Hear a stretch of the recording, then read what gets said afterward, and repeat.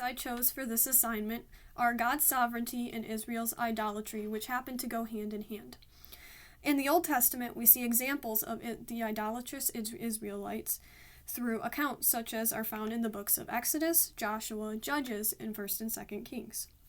However, wherever there is sin and disobedience, there is a God who, through his sovereignty, still chooses to love and work through his people. In Isaiah 45:7, the Lord states that I form the light and create the darkness. I bring prosperity and create disaster. I, the Lord, do all these things. God's sovereignty by no means justifies the sin being practiced within the Israelite nation. In fact, God detested it and often had to hand out judgment as a result.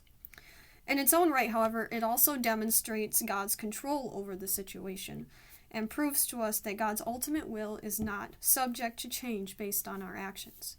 Examples of this include God's promise to Abraham to make of him a great nation and to bless the earth, and also of God's promise to David that his descendants, meaning Jesus Christ, would always be on the throne.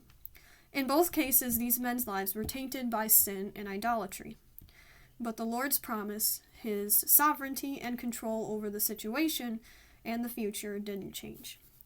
Bible.org describes it in this way, that because God is the center of attention, Israel's future does not rely on her alone but upon him. Because he has already committed himself to finishing what he started, he will not abandon his people on account of his great name. That being said, Israel's hope is certain because her salvation and restoration are not dependent upon fallible, sinful men, but upon the sovereign grace of God.